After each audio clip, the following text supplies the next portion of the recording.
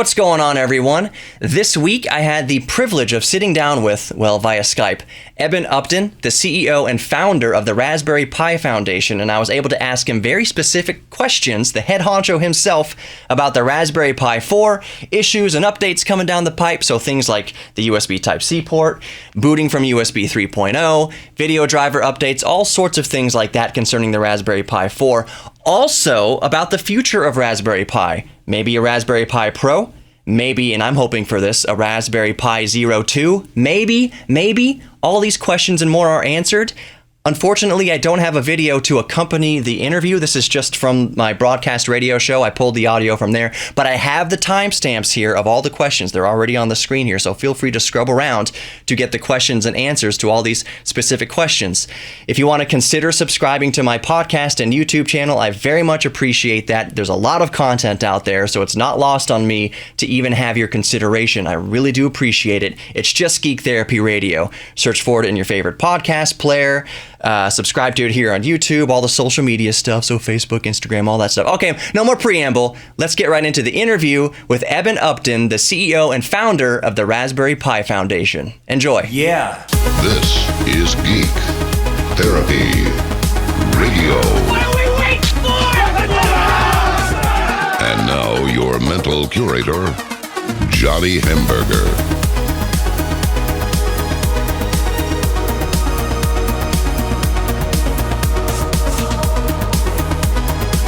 Very exciting show this week. Yes, I'm the mental curator, Johnny Hamburger. Welcome into Geek Therapy Radio. My guest, all the way from the UK, is Eben Upton. He is the CEO and founder of the Raspberry Pi Foundation, and I got to pick his brain for over 30 minutes about Raspberry Pi, about, issues or developments with the Raspberry Pi 4, possibly future Raspberry Pi Zero 2s, who knows, Raspberry Pi Pro. Who knows? I guess you'll just have to listen to the interview to find out. It was a very fun interview. He was very gracious with his time. It's a big time difference between Houston and the UK. But without further ado, let's dive right into the interview. My guest today is the Eben Upton. Eben, how are you doing today? Yeah, pretty good. Pretty good. Or I should say tonight, because while it is about 5:30 here as of time of recording here in Houston, what time is it over there in the UK right now? It's getting on for midnight, so it's 11:30. It's a lot darker outside here, I guess, than it is where you are. Yeah, yes, it is literally, in every definition of the word, literally 100 degrees out here right now, and it is 5:30 at night. So we're kind of waiting for that sun to go down. So, Eben, once again, thank you for your time. I want to dive into it since I know you're being so gracious with your time. I want to talk about a list of topics regarding the Raspberry Pi 4, which is the latest release of the Raspberry Pi, and then the last couple things are a bit of geeky speculation. So without further ado, do you mind if we dive right into it? Yeah, let's go for it. Okay. There are some concerns. I love the Raspberry Pi 4, by the way. I've got the Pi 4 4GB model. I had to wait. There was a bit of a demand for the Raspberry Pi 4, and I wanted to... Yeah, a little bit. Yeah, but I wanted to wait for the 4GB model. That's what I had my heart set on. So I got that. Can you tell me if there's... Actually, we'll start there. Is there going to be any update into more shipping or more units going out there? Any easier for people to get their hands on it? Well, so I was at the factory. 3 days ago, and they're coming off the line at a pretty high rate. I think the shortage is more to do with demand than it is supply. Mm-hmm. We can make about 100 and sustainably, we can make about 150, 160,000 units a week. Wow. The vast majority of those will be 4 gig because those are the units. And people are going for the 4 gig. Then the 1 gig, and then the 2 gig. Because kind of in the middle, it's not obvious who the person is who wants. It's obvious who wants the 1 gig. It's the person who's cost sensitive. Yeah. It's obvious who wants the 4 gig. It's the person who wants the absolute best thing we make. It's not so obvious who wants the 2 gig. Right. So lots of units on the floor of the factory, going into shippers and going out the door. Most of them 4 gig. And the hope is, we get to September, October time, and we'll have burnt through some of the backlog. And then it usually takes about 3 months. after launch to get a Raspberry Pi into kind of a well-stocked position. Oh, very good. So for those of you just joining us in the broadcast, I am talking to Eben Upton, you are the founder and CEO of Raspberry Pi. Is that an accurate description, would you say? Yeah, I think that's about right. Yeah. So could you describe, just in brief, for those who may not know, who may just be tuning in and not, for some reason, not know what the Raspberry Pi is, the mission of Raspberry Pi? Well, Raspberry Pi is we're not-for-profit, so we're UK-based not-for-profit, and we exist to get people, primarily young people, but really, we say kids of all ages, kind of 8 to 80, involved in computing and electronics, and we do this in a lot of ways. We have educational programs, and we train teachers, and we run clubs. But kind of the core and the thing that kind of I'm most closely involved with is we make these little computers called Raspberry Pi, very low cost PCs, plug into your television, and it gives you a PC, but it gives you a PC which is optimized for learning to program. Absolutely, and it is a DIY and a tinkerer's dream, and I think a huge reason for that obviously is the cost of entry. You can get a Raspberry Pi Zero for as little as $5 US. I think it's about £4 there in the UK, less than a pint of beer, less than a cheeseburger here in the United States. So I know every time I go to Micro Center, I wind up usually putting another Pi Zero W there in the cart just because they're so cheap. So they're really cool things. They're like you said, they're more geared towards people who want to get into programming, but they can be as simple as a desktop operating system with Raspbian that we're, for the most part, used to. Whether you're coming from Mac or from Windows, the user interface, based on Linux is very easy to get into. So it shouldn't be anything that scares anyone away thinking, I need to get this if I'm a computer programmer or anything like that. No, you can dive in at any skill level, I would say. Would you agree with that or not? I think this is a big thing that's changed with Raspberry Pi 4, certainly. So this is the product that we launched in June, is that we've kind of crossed, there's an invisible line that separates not a PC from is a PC for your kind of average user. And as we kind of push performance up by about a factor of 3 versus the previous product, this is now a product which is about 40 times as powerful as the first Raspberry Pi that we made back in 2012. Yes. And somehow we've gone over this line. And so the thing that dramatizes it best for me is my director of software engineering has always had a Raspberry Pi on his kitchen worktop at home. And the big change since he upgraded to a Raspberry Pi 4, and he used it to surf the web and stuff. Yeah. And the big change that's happened since he switched that machine to be a Raspberry Pi 4 is when he goes home in the evening, his laptop doesn't come out of its bag. His laptop stays in the bag, and he just uses the Raspberry Pi. And that's kind of, no one's forcing him to do that. We don't have a policy of forcing our employees to use our product. But it's something's changed. And so you're right. It is as simple as, and it's intended to be as simple as just being a PC. But we bundle it with all those tools and all the documentation that you need to just take those first little baby steps down towards being a computer programmer. We'll leave the discussion there for the moment. Stay tuned for the next segment here on Geek Therapy Radio. There's 2 or 3 more segments here with Eben Upton of the Raspberry Pi Foundation. More titillating news with the Raspberry Pi to come. I'm just geeking out over this. A lot of other geeks might geek out if they talk to Mark Hamill, Luke Skywalker, something like that. James Earl Jones, which I would too. But this is, believe me, the privilege of talking to Eben Upton is not lost on me. I very much appreciate it. So stay tuned. More Geek Therapy Radio to come. More Raspberry Pi discussion to come. Don't go anywhere.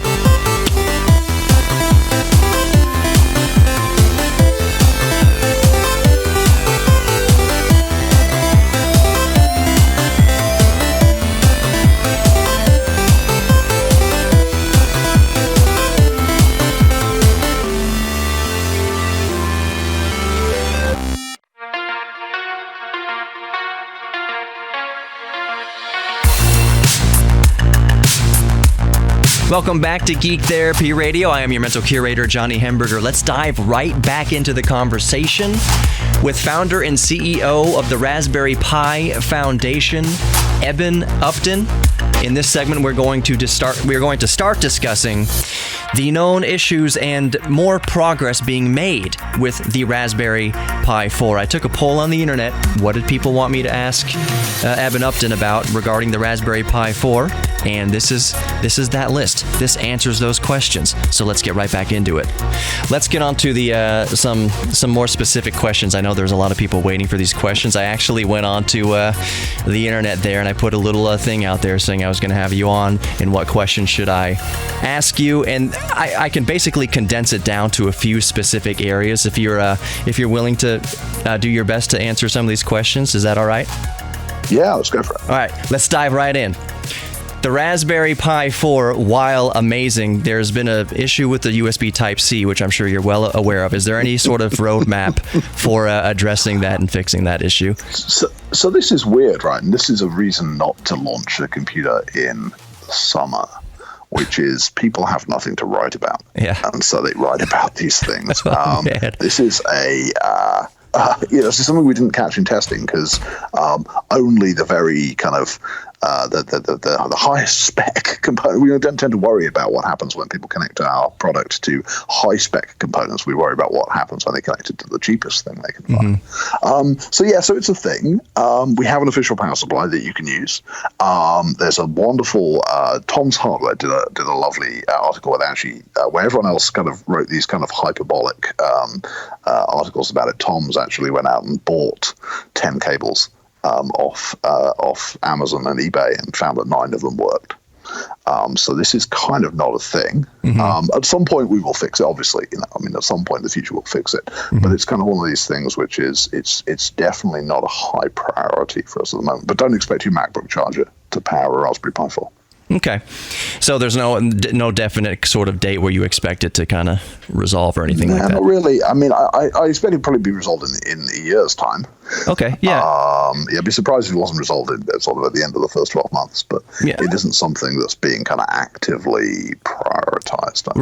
Right. I'm using the power adapter from my Pi 3, and it's working just fine. Just for you go on those little shims that we do. Right? This little kind of converter. Right. Micro to the 4. Yeah, micro Type-C converter. Yeah. So yeah, absolutely. Moving down the list, is PoE coming for the Type 4 for the Raspberry Pi 4?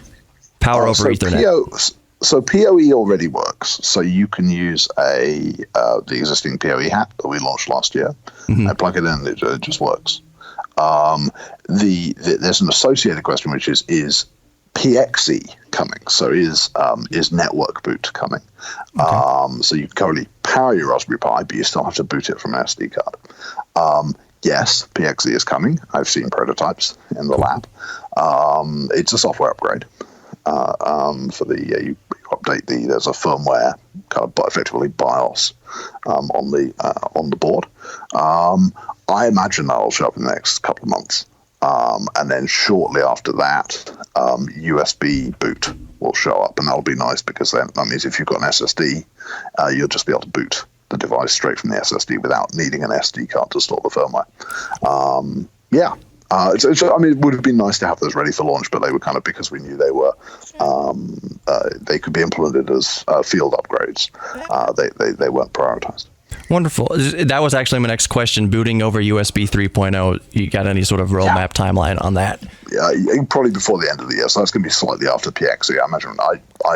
I think when we first thought about it, we thought there'd probably be one update that added both those features, but I think that different people working on it, and I think network boot will come ready sooner. But yeah, definitely by the end of the year, it's going to be amazing, right? Because we've gone from USB 2 on previous designs to USB 3. Yeah. The thing's blazing fast if you run it off an SSD, but right now you need to put the firmware. You can put your root file system on SSD, but you've got to put the firmware on an SD card, and just getting rid of that will be a nice little upgrade. That is wonderful. Absolutely wonderful to hear. I'm actually, that's the thing I'm most excited about. I think the next thing down the list here is what a lot of other people are wondering too. In regards to GPU and video efficiency, is there a roadmap for any sort of like frame buffer drivers or any sort of like YouTube, Netflix, Amazon Prime Video, any of that kind of stuff coming down the pipe? So let's see. We Okay, get them in order. This is interesting. So we shipped Raspberry Pi 4 with it's the first product that we've shipped with GPU accelerated X. So GPU accelerated X composition. So you can run, and that means dragging windows is fast, rendering, and you can render GL applications into Windows, which historically has been difficult on a Raspberry Pi. So games running Windows. Also, kind of more prosaically, Chromium. You can run your web browser in GL accelerated mode, which is a nice extra feature. So we already have a heap of that stuff in there. There's a lot of work going on at the moment to optimize the video to GL. Particularly thinking about Chromium, when you go to YouTube, you want to be able to decode video using the video decode hardware and then get those images, a sequence of frames from the video. You want to be able to get that across to GL so the GL can render it onto the screen. There are simple, slow ways of doing it, and there are complicated, fast ways of doing it. And we've kind of we've already shipped a number of upgrades in this area, and there's more to come. Amazon, Netflix, it's a DRM question, right? It's about whether the DRM vendors who these companies rely on will support Raspberry Pi. We've struggled, I've got to say, to get engagement. We'd love people to be able to do this. People have found ways to do this in the past by finding files. I think there was a way of doing this that involved finding a file in a Chrome OS image and copying it in and copying it into your Raspberry Pi image. So people find ways to do it. So we know it's technically feasible, but it's about whether we can establish the business relationships that we need in order to make that happen. We're not there yet. Love to do it though. True. I really appreciate your candidness with all this. Moving on the list again, because I know I want to be respectful of your time. Can you speak to multiple Bluetooth devices on the same? Doesn't it use the same Wi-Fi controller and bus protocol, or can you speak to any Bluetooth improvements that might be coming over time? Bluetooth improvements. I mean, we continue to ship updated Bluetooth stacks. It's the same Bluetooth device that we used on previous devices. So it's the Cypress 43455. We continue to work on getting more Bluetooth devices working. It's pretty good for most devices. Yeah.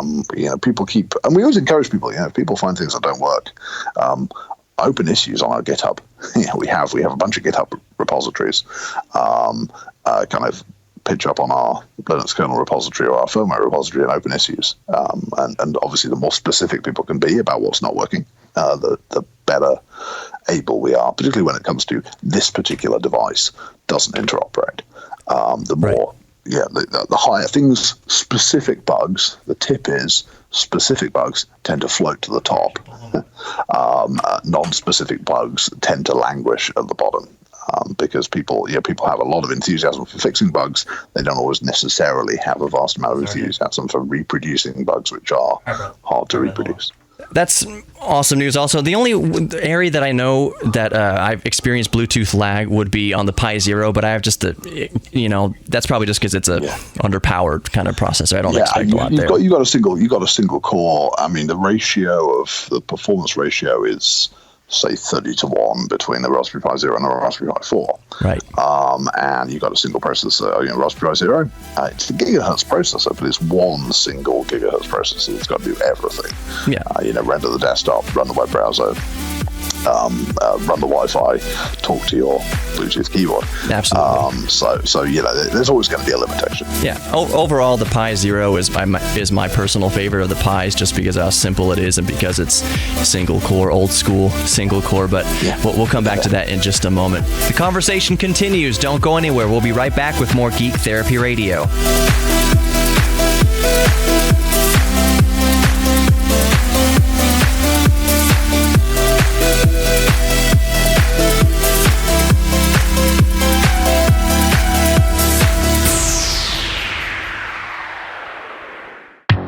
Welcome back to Geek Therapy Radio. I'm your mental curator, Johnny Hemberger. Let's dive right back into the conversation with CEO and founder of the Raspberry Pi Foundation, Eben Upton.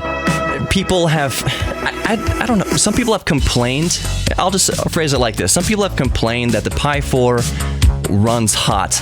I personally don't really see that as much of a complaint because that just means that you were able to fit a more powerful chip at the price point.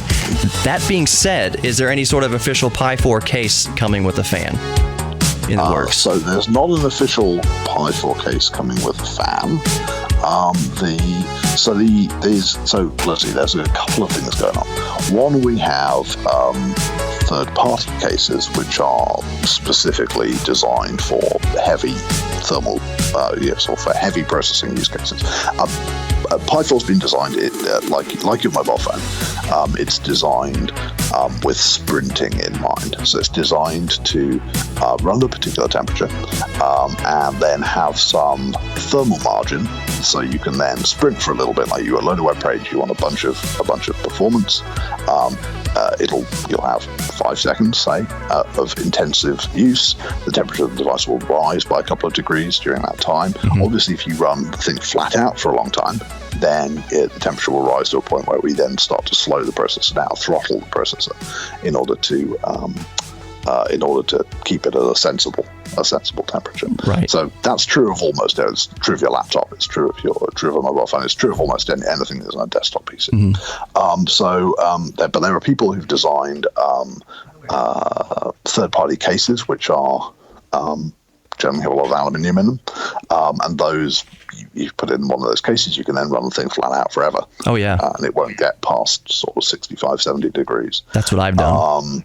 Yeah, that's it. So there's Flirk. This case called Flirk, mm-hmm. Which is very popular with previous versions of Raspberry Pi among people who want to use it as a media center. Mm-hmm. And they've just started to get a volume of a Pi 4. We gave them some advance notice of Pi 4, and they just got, Jason has just got some early volume of his Pi 4 case. So there's some work going on, third parties producing cases, third parties producing fans, and then there's also work going on our side to reduce the power consumption of the device in software. There's a vast amount of software. These chips have many, many, many hundreds of switches you can flick to take a little bit of power out. And enabling each of those has a certain software complexity burden. When you're launching the product, what you care about is that it works. It doesn't crash. Exactly. And if you've got an hour of engineering time, you're going to spend it on that. Once it's in the wild, and things look stable and good, you can then start to spend some engineering time on going and auditing that collection of switches and seeing which ones you want to flick. We're doing that at the moment, seeing some good results we shipped a little bit of stuff into the wild. For example, we shipped a bunch of stuff that lowers the temperature when you're in 4K P60 mode. So when you're using it as a 4K media player, we shipped a bunch of tweaks that improved that corner of things. Wonderful. I've seen some tweaks that improve idle power consumption. That controls the temperature at which the thing kind of sits when it's doing nothing, which is nice because people like the device to sit there and be cool. And it also means that there's a bunch of kind of thermal reserve for this sprint mode operation. So we keep working on the software.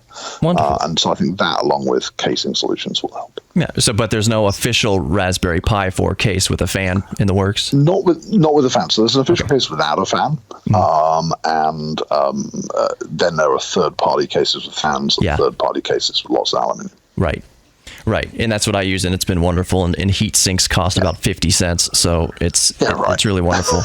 So I know, have you teamed up with RISC? Is that something that's been in recent news?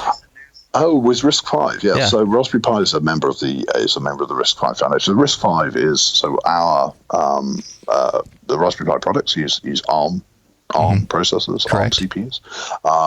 RISC-V is an alternative instruction set architecture. Raspberry Pi is a member of the foundation that governs that, not because I think we imagine that Raspberry Pis are suddenly going to start being RISC-V platforms, but because there's a lot of interesting work going on in that space, and we want to be able to be close to it. And I guess there are probably one or two areas, probably more on the software side than the hardware side, where we have some engineers who have an interest, and they can hopefully make a little bit of a contribution and help that become. It's a long road for RISC-V to become mature, but we think maybe one or two of our engineers can help contribute to that. Awesome. So this leads me into the speculation. This is kind of where we'll start wrapping it up. And once again, I appreciate your time. So I like to speculate, and I know it's hard to reach the price point, but can you offer any sort of information onto the possibility of a PxE 2 in the future? And then I would like to add my wish list to it. Okay, cool. Well, okay, first of all, I could talk a little bit about the challenge. Yeah. So the challenge is form factor. Zero is engineered. So as you know, Zero uses the same chip that we used on Raspberry Pi 1. It uses a chip called 2835. And the nice thing about that chip is that it has the memory in what's called a POP configuration, a package-on-package configuration. So the memory sits on top of the processor. And that really kind of effectively it halves the board area that's taken up by silicon, and that's been kind of key to hitting that size. If you go look at a Raspberry Pi 2, Raspberry Pi 3, 3 Plus, 4, you'll see that our memory on those devices is separate from the processor. And if you kind of squint at a Raspberry Pi 3, say, it's hard to imagine the chipset fitting into, if you hold a Raspberry Pi 0 next to it, hard to imagine the chipset fitting into that space. Yeah. So I think that's a constraint. It's unfortunate, of course, because we actually have we have in Raspberry Pi 2 and Raspberry Pi 3 some processors which would be quite a good fit in a lot of ways for a Zero from an electrical and software perspective. But it's actually ends up being about atoms. It ends up being about mechanical shape of the thing.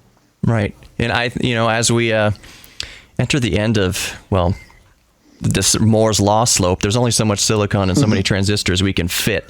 So as of now, you're right, it's the laws of physics and what we can, like you said, what we can pack into that space. I will say that if there's any sort of future PxE 2 to come out, my only sole wish is dual core. I think dual core would be a sweet spot if it's even possible. And I think it is from a electrical perspective, from a thermal perspective, from a software perspective. It's very, very feasible.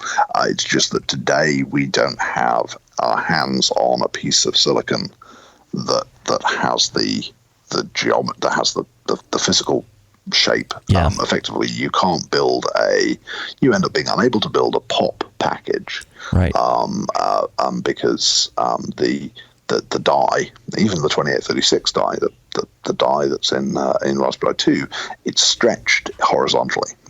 So the die for 2835 is about 6 millimeters across by 5 millimeters, and that means it can sit on the bottom package, on the processor package, and there's still room to get the signals down from the RAM. Right. As you stretch that package to fit those bigger, the quad core A7, the quad core A53, as you stretch the die, it ends up being so wide that you can't get the top package down on top of it. And it sounds silly, really, because it's just a mechanical thing. So we're still looking. We've got some ideas.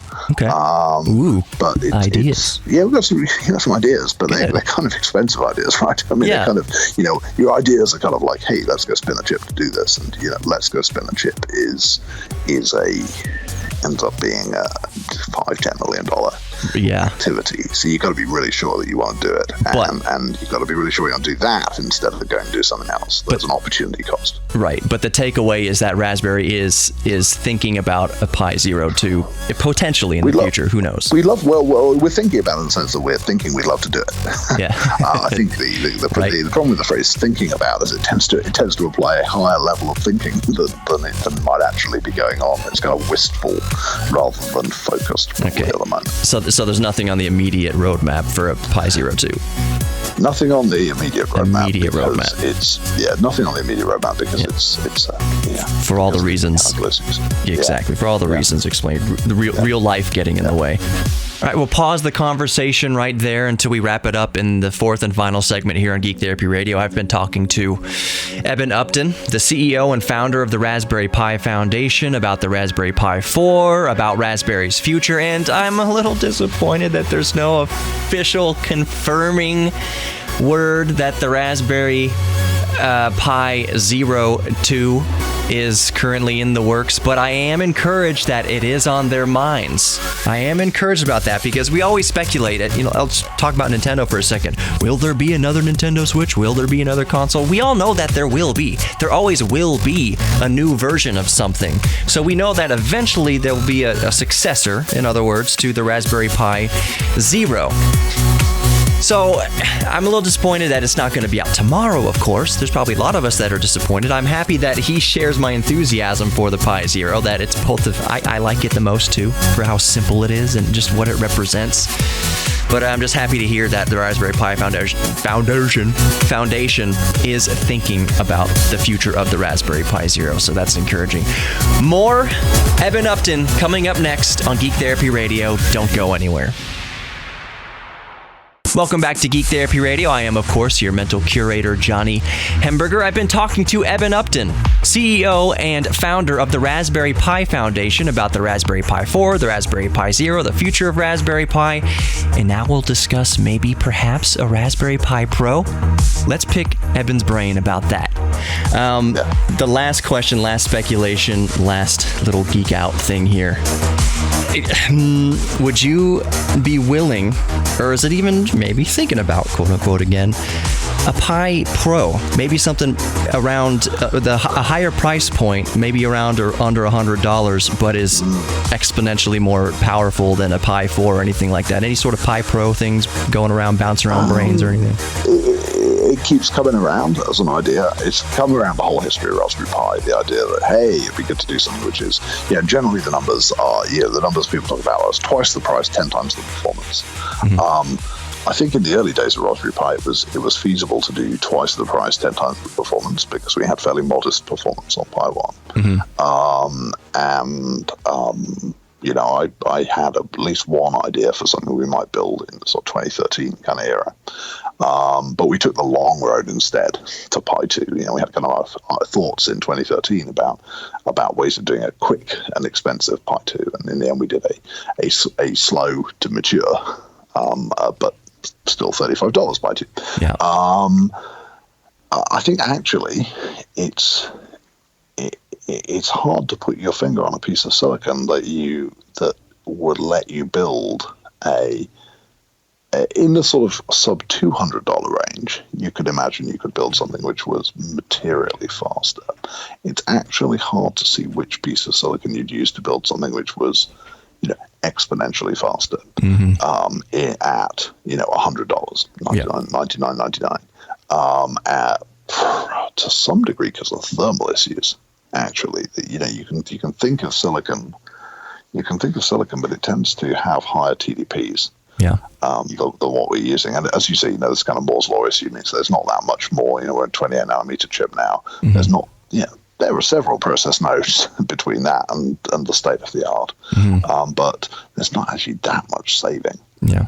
So see, it's a thing that keeps coming around, and I think every time it comes around, what we think is, let's just redouble our efforts on the $35 product. Okay. It's delivered, that strategy between 2012 and 2019, 7 years, has delivered a 40-fold increase in performance at the $35 price point. So it's been a good strategy, and we certainly wouldn't have delivered that 40-fold in parallel with maintaining some sort of second Pro line, just given the number of engineers we have. Yeah. But don't get me wrong, it comes up a lot, and who knows? Maybe it'll come up one time, and maybe with Moore's law, with the sort of changes to the rate of progress, maybe it'll win one day. But I love making $35. What I love is making $35 product. And we love $35 is worth less, right?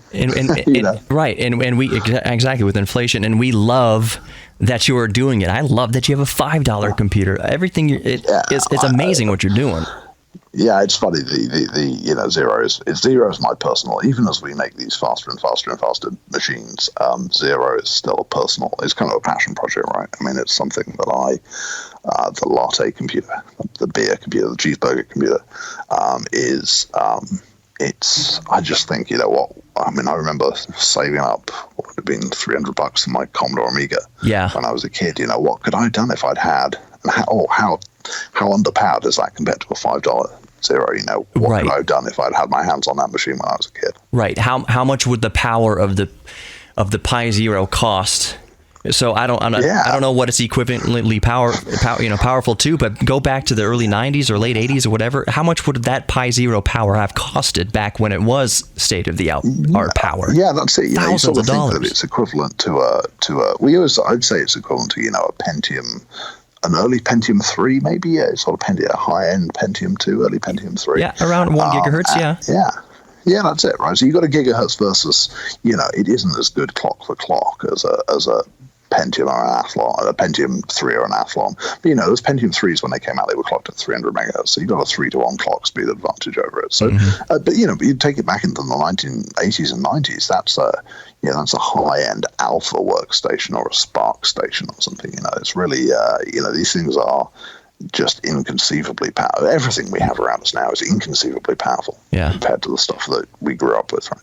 And as we approach the teetering ends here of Moore's Law, efficient coding is going to be all the more important. Yeah, so I'm a software engineer, so that's music to my ears. And I know as an academic researcher, I was a compiler engineer, and there was this depressing stat that went around where they said, well, let's look from 1970s for sort of, let's say 2005, 1975 to 2005. Let's look what the compiler guys have achieved, and let's look at what the silicon guys have achieved. And of course, the silicon guys have got 30 years of Moore's Law, so that's a million X. And then the compiler guys, well, let's look at the difference between -0 and -03. You know, so I'm optimizing compiler, and the very best we can do, it's a factor of 2. Yeah. You know, but the nice thing about that factor of 2, of course, is it's still there at the end. And you know, I'm looking forward to an era. There is a part of me, obviously I love the freebies that you get from Moore's Law, but there's a part of me as a software engineer that's looking forward to an era where people don't just wait 2 years and have their software get twice as fast. They know that if they sit around and do nothing, then the software's not going to get faster at all, and then they have to kind of roll their sleeves up, and that's going to be exciting. Right. The future. I think we're just on the precipice of the new dawn. It's going to be what electricity was in the early 20th century, I think, with quantum computing and what we're going up against now with AI and everything like that. We have no idea the majesty in computing that is right around the corner, I believe. It's exciting times. Yeah. It is exciting times, and you know, there's no better time to be doing computers than the start of the 2020s, I reckon. I 100% agree. Eben, thank you so much, Eben Upton, for your time. You're very gracious with it. I only asked for 10 minutes. We're going on 34 minutes or so here. I know it's very late there. Thank you so much for coming on Geek Therapy Radio. Well, thank you very much indeed. That, all the way from the UK, was Eben Upton, CEO and founder of the Raspberry Pi Foundation. The Raspberry Pi was conceived in that man's brain, and it is the reality in our hands that we enjoy every day because of his thought, his dream to make computing and coding cheap and accessible to everyone in the world, especially children. That computer, to re-inspire people to get into computing, to get into coding, to get into programming, or just simplify the way we access each other in the world over the internet. A $5 computer, that puts a computer well within the grasp of way more people on this planet. So it's amazing what they're doing at the Raspberry Pi Foundation. Just go check out raspberrypi.org for all the information, and you can go to local retailers. I know for sure Micro Center carries Raspberry Pis of all different variants. I got my Raspberry Pi 3 there, my Pi 4 there, all my little accessories and fans and heat sinks. Everything for the Raspberry Pi is cheap, or it can be extremely cheap. That's the whole name of the game. I love my Raspberry Pi. I love using, I didn't get to this in the conversation, but I love using it to emulate other systems. So I use DOSBox to emulate MS-DOS and run Windows 3.1. I like emulating the Atari ST on there. He was talking about the Amiga for a little bit, emulating Amiga, emulating the Commodore 64, 128, VIC-20, what have you. So basically what I'm saying, I get the most enjoyment out of my Raspberry Pi experience by emulating other systems, as well as using Debian, the Linux distro, just for basic computing needs. It comes with free version of Office. It's called LibreOffice. It's completely open to use for everybody, as Excel, versions of Excel and spreadsheets and word processing and PowerPoint equivalents, all at a very affordable price point. And it's magic what they're doing over there. I get thorough enjoyment. I've gotten more enjoyment out of tinkering with the Raspberry Pi that I've gotten in years of tinkering. It reminds me of back in the day using MS-DOS to boot up Windows on my old 386. I get a severe amount of enjoyment from Raspberry Pi, as do many. I hope you enjoyed the interview. I hope it shed some light on some things. Yes, I'm disappointed we don't have a Raspberry Pi 02 down the pipes. But it's great that Raspberry listens to us. It's great that they're addressing issues with the Raspberry Pi 4. Make sure you subscribe to Geek Therapy Radio Podcast. Be good to each other, including yourselves, and I'll see you next week.